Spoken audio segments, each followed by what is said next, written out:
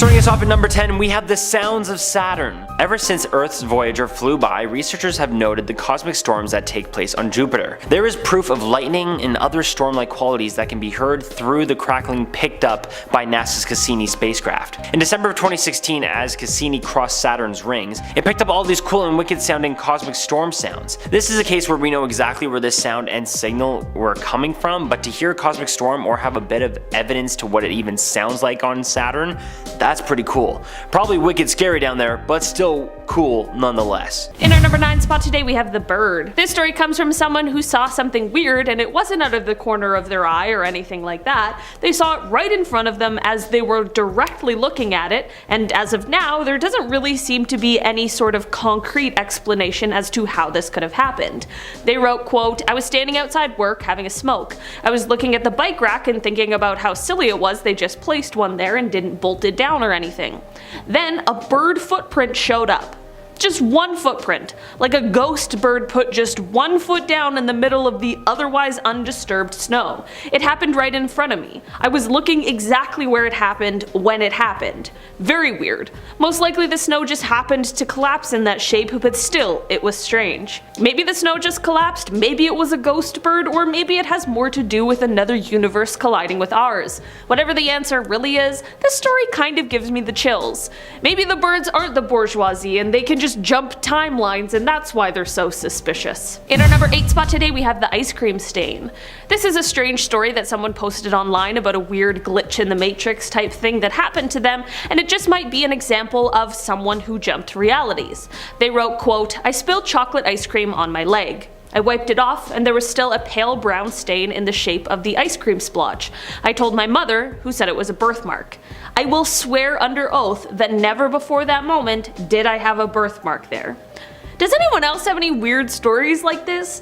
It's easy for us to chalk these things up to just having a wild childhood imagination, but that's also because it's an easy explanation.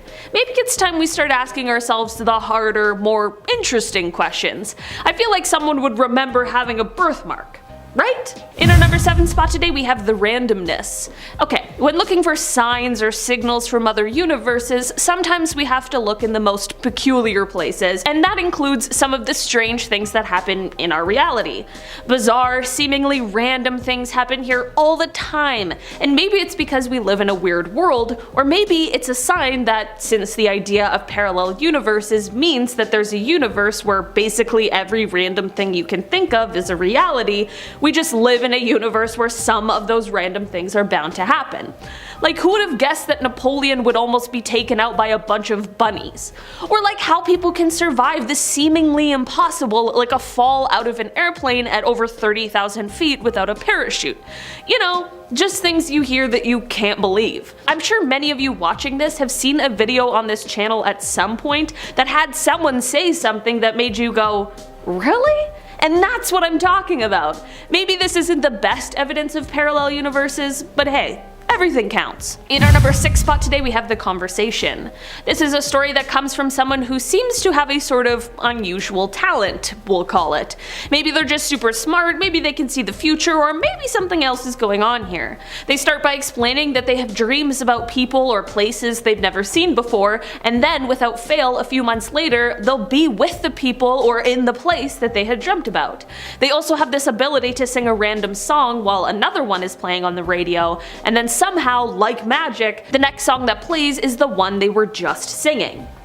They then go on to say, quote, "One super weird thing though happened in about 2012-ish. I was 19 and living at home with my parents and younger sister still. I came home from work from my job at a barbecue place and my sister says to me, 'Oh, I thought you were off today.' I'm confused because I left at 5 a.m. before anyone was awake, and I ask her, when did I say that? She says to me, like 2 hours ago in your room. She thinks I'm screwing with her, so I tell her to smell me because you can smell the barbecue sauce and smoke on me. Then she gets really creeped out and tells me she had went into my room earlier and saw me in bed with covers up to my neck and had a 15-minute conversation with me. That really creeped me out, and I never felt comfortable in that room ever again." This actually would be really weird weird to experience for everyone involved. Maybe this was just a weird glitch in the Matrix, or maybe something else was at play here. Whatever it is, it seems like this person has a lot of weird things happening around them. In our number 5 spot today, we have black holes. Black holes are some of the most mysterious, mystifying, and terrifying things that exist out there in the ether. They can be super small or massively large, and they are extremely dense. Their gravity is so strong that absolutely nothing can escape, and that is exactly why, coupled with the fact that one of these will turn you into spaghetti if you get too close, but that's why we know little to nothing about what lurks on the inside. Hear me out, especially if you've seen Interstellar, great movie by the way, Matthew McConaughey is so good in it. What if black holes somehow connect us to other universes? I know it sounds insane and kind of like a silly idea, but in the end, if other universes exist and they run parallel to ours, then there really is no idea too wild or crazy, because that's one of the most insane things I can possibly think of. In our number 4 spot today, we have the hand. This is a story from someone who just might have seen a hand reach from another universe into ours. Maybe it's all just a glitch in the system, but it's an eerie story nonetheless. They wrote, quote, "I was putting makeup on and from the corner of my eye I saw what looked like the shadow of a hand slap down onto my nightstand. Would have dismissed it as my brain playing tricks on me or something, but I heard it too, and it sounded like a really loud smack. It was weird, but I've experienced so many small unusual incidents like this, things randomly falling or shaking, so I guess I've become apathetic to it. That was the first time I ever actually heard the thing too though." Not only would that be pretty terrifying, but also so confusing. You wouldn't trust your mind no matter what it was telling you. You know what you saw and heard, but could it possibly be true? Maybe there's a reasonable explanation, maybe it's whoever's in charge of the simulation, and maybe it has something to do with another universe. At this point, anything is possible. In our number 3 spot today, we have space signals. There are tons and tons of signals that we detect from space every single year. Some we understand and can figure out where they're coming from and what is causing them, and some others aren't quite so clear and have stumped researchers for years. Some believe that these mysterious, unexplained signals are coming from extraterrestrials. Perhaps the signals we are receiving is from some sort of space situation that we just don't know about yet because it doesn't occur close to us here on Earth. The possibilities really are endless when we're talking about the ever-expanding universe and the unexplained things that exist within it, and that is why, just perhaps, these signals could mean something else. Maybe in another universe we are well aware of the other universes that exist parallel to that one, and we are trying to communicate with the one that we live in. Maybe the signals are being sent through black holes. Okay, maybe I'm getting a little far-fetched, but really, anything could happen. In our number 2 spot today, we have the time jump.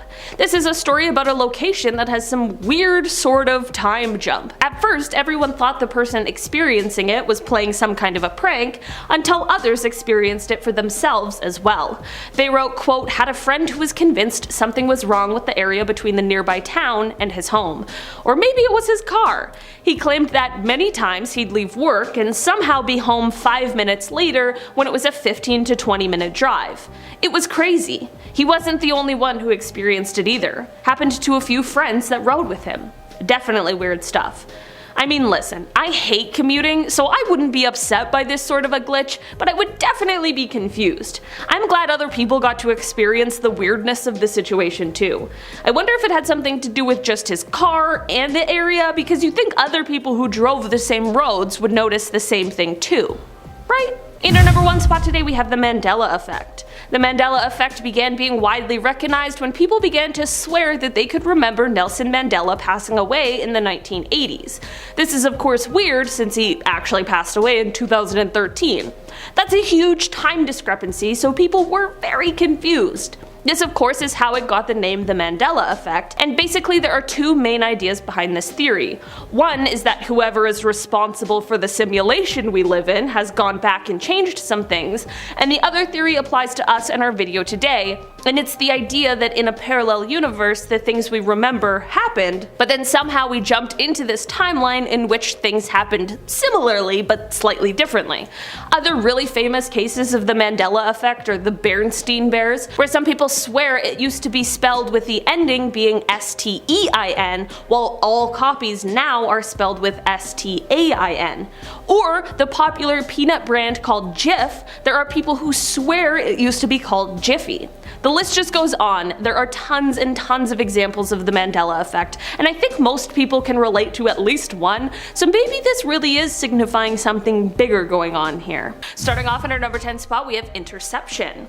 To start off this list today, let's talk about one of the very first electronic interceptions, because to be honest, this was happening sooner than I would have thought, but in a very different way than what we're used to now. Let's set the stage and take it back to the beginning of the 1900s, the first year of the new century. We were in the midst of the Boer War, which lasted from 1899 until 1902. Prior to this war, the British Royal Navy had installed wireless sets that had been produced by Marconi onto their ships. This allowed the British Army to be able to use some limited wireless signaling and communication.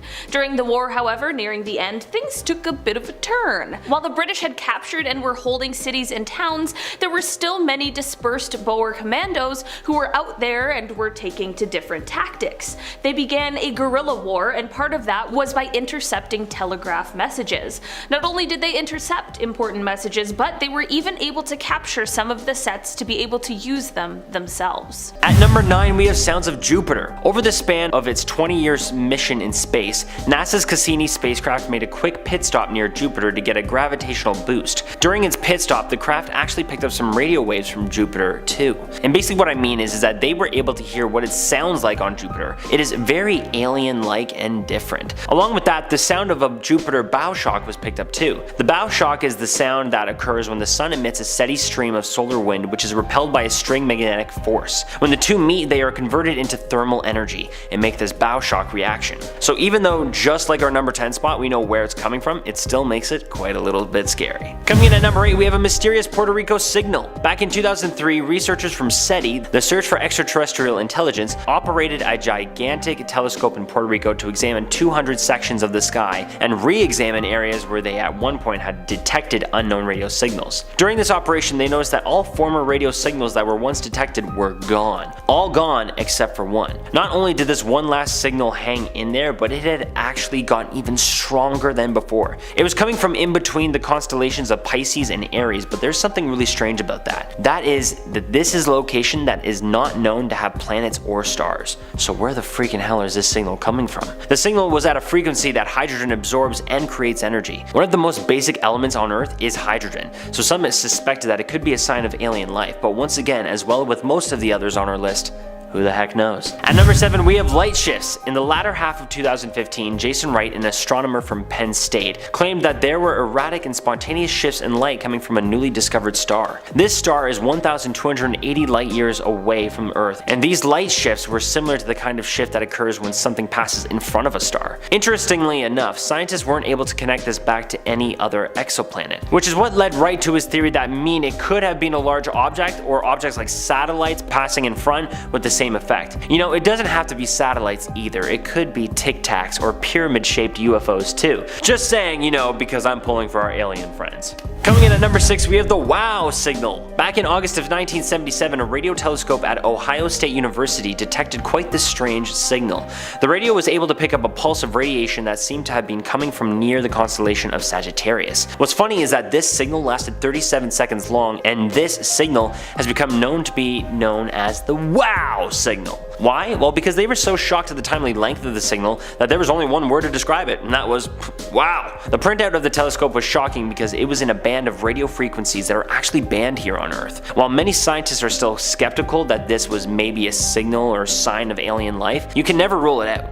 In science, it should always be the case to study every possible scientific outcome, no matter how crazy. The nearest star from the signal was 220 million light years away, so this is a toughie. So tough that even since 1977, we still don't have the answer. So maybe it's our super smart alien friends after all? Coming in at our halfway point at number 5, we have a zombie star. Yeah, a star that is filled with zombies. All along we thought aliens were real and zombies were fake. We had it all bass-ackwards. I'm just kidding. But back in April of 2020, one of the signals that scientists got back amongst our number 1 spot, so keep watching, came from our own Milky Way galaxy. But this one specific and incredibly strong signal is said to be so strong that it could be picked up on any 4G cell phone at the time. It is also not fully proven, but believed that this signal came from a magnetar, a scientific cosmic name for a zombie star basically. And what do I mean by that? Well, when a star dies, it blows up into a supernova and then afterward collapses into a dense ball. If it becomes dense enough, then it becomes a black hole, and if not, then it turns into a neutron star. A magnetar is just a more powerful version of a neutron star, basically. So it is possible that this strong signal came from the stars of yesterday, a lot of yesterdays ago. At number 4, we have a beam from Proxima Centauri. Back in 2019 in New South Wales, Australia, scientists claimed they have discovered a mysterious beam that appeared to be from the Earth's closest star to the Sun, Proxima Centauri. This is a rather small star and is only around 4.2 light years away from us, which if you ask me still sounds pretty far away, but oh well. This star has an interesting exoplanet that is filled with rocks and is 17% larger than Earth's in its own habitable zone. You know what that means? Water is a possibility on the planet. And you know what that means? Where there is water, there is life. Scientists said that the signal shifted while it was being recorded because of the movement of the planet. And it is not fully explained or known how or why the planet was shifting, but I will tell you one thing, if water is actually there, then we already have our answer. It's aliens, people! Starting us off in our top 3, at number 3 we have HD 164595. How easy of a title is that? Which by the way is a name for a planet. Yeah, what a great name. I think it might be Scottish. Anyway, back in 2015 a Russian telescope detected a strong signal from a sun-like star named HD 164595. This star is located in the Hercules constellation and is 95 light years away and is 99% the size of Earth's sun. It has one planet that is the size of Neptune and has a 40-day year. Researchers at SETI, once again, the search for extraterrestrial intelligence, have not been able to identify where the signal had come from. Claudio Maccone of the University of Turin in Italy told The Guardian back in 2015, "The power of the signal received is not unrealistic for Type 1 civilizations." Now what is a Type 1 civilization? Well, basically Earth. So maybe we have Earth-like friends sending us little love notes here and there just from an oddly named star, and if they do live there and exist, I really hope they have a better name for that one other than what us Earthlings gave it.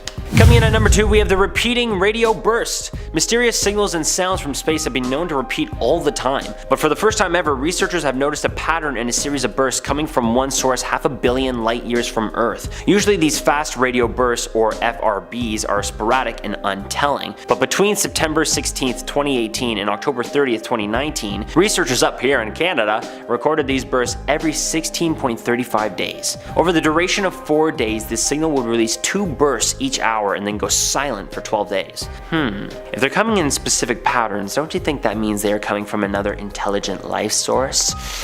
I sure as hell do. And finally, coming in at number 1 is a signal that is coming to us from our very own Milky Way galaxy. On April 28th of 2020, 2 ground-based radio telescopes detected intense pulse and radio waves from outer space. While it only lasted for a millisecond, for Earth's astronomers, this is huge. This was the very first time a fast radio burst was ever recorded this close to Earth. It was only 30,000 light years away from Earth.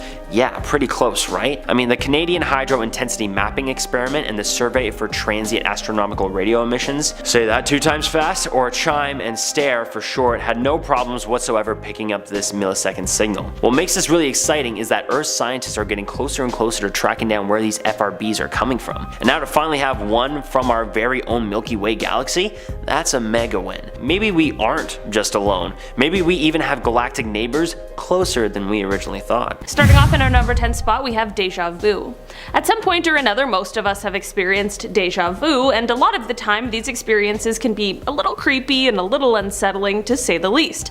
It's the feeling of having been there before doing the same thing, the feeling of already having experienced the present situation.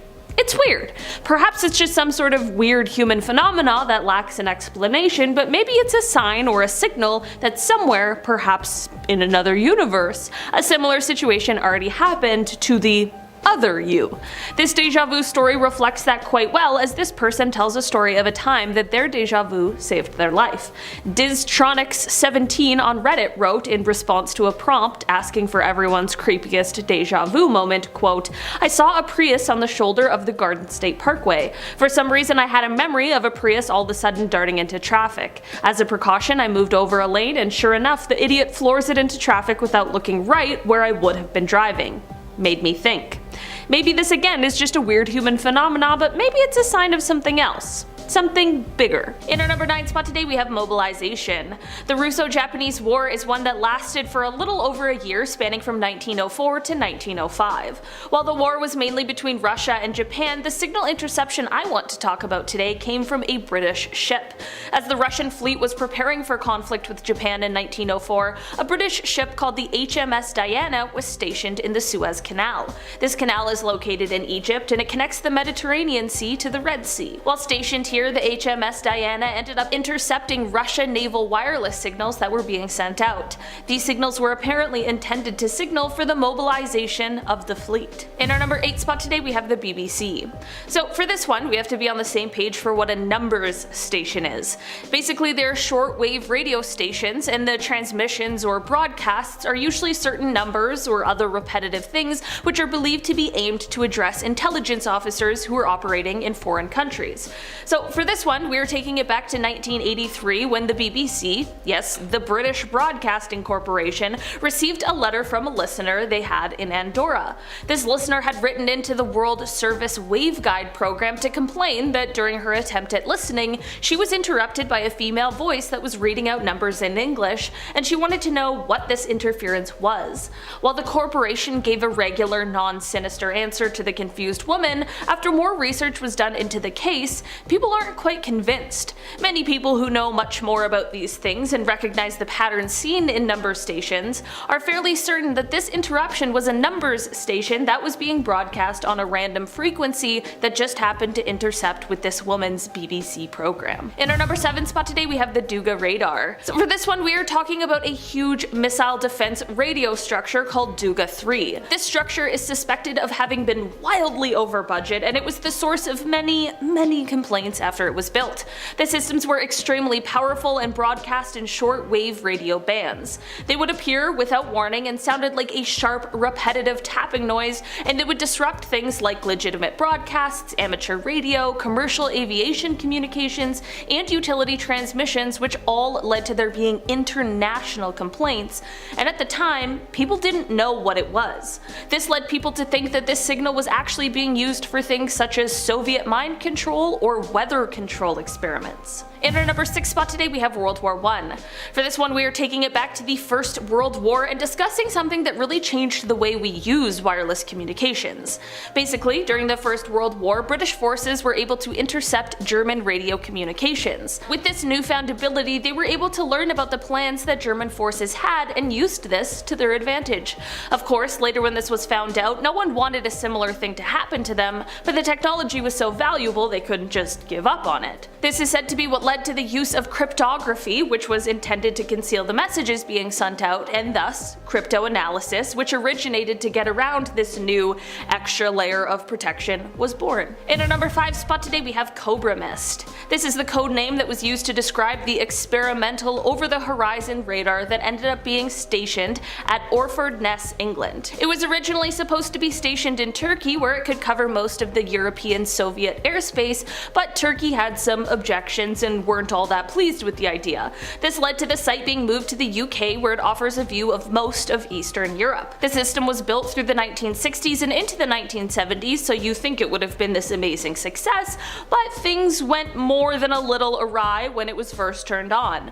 When switched on, it began having these noise problems, and despite best efforts, no one could figure out where these problems were coming from, which led to the project being shut down in 1973. In our number 4 4th spot today we have UVB 76. This sound apparently began to happen in the 1980s when a radio tower just north of Moscow began transmitting a random and seemingly bizarre assortment of beeps, but in 1992 the sound began to change. In that year it suddenly switched to a buzzing sort of sound that would last about a second, and this sound would occur somewhere between 21 to 34 times every minute.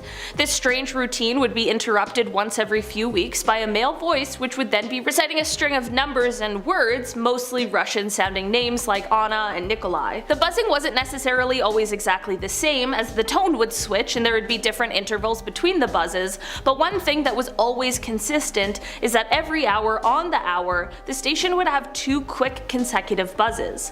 To make things stranger, in June of 2010 and also in August of that year, the station briefly stopped sending out signals despite it having been constantly for years and years. At the end of August in 2010, the station again changed and there began to be different shuffling sounds and thuds that could be heard in the background, and often little snippets of the Dance of the Little Swans from Swan Lake would also interrupt the broadcast. While we obviously know that these sounds are coming from a radio broadcast and we can make out what some of the sounds we're hearing are, we have absolutely no idea what purpose they serve, where they are coming from, or what they might mean. Right now the best guess is that these are secret messages that are being transmitted to secret agents. If that is the case, it's likely we might never know exactly what is being discussed in these broadcasts. In our number 3 spot today we have the Lincolnshire Poacher. The Lincolnshire Poacher, which is a British numbers station, was being transmitted from Cyprus. It began transmitting in the middle of the 1960s and was in operation until quite recently in 2008.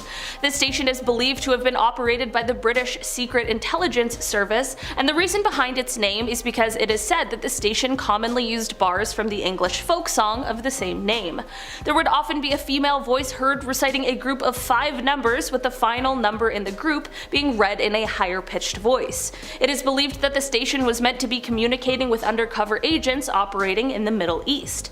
Back in 2006, however, this broadcasting was interrupted by the North Korean Foreign Language Service, Voice of Korea. This language service began to broadcast on the same frequency as the Lincolnshire Poacher, which some believe may have been intentional. In our number 2 spot today we have Ana Montez. For this one, we're taking a bit of a turn and talking about someone who used secret signals and transmissions in order to spy on the US for Cuba. Ana Montez is a former American senior analyst at the Defense Intelligence Agency, and for 17 years she used encrypted messages to receive information and communicate with the Cuban government in order to spy on the United States.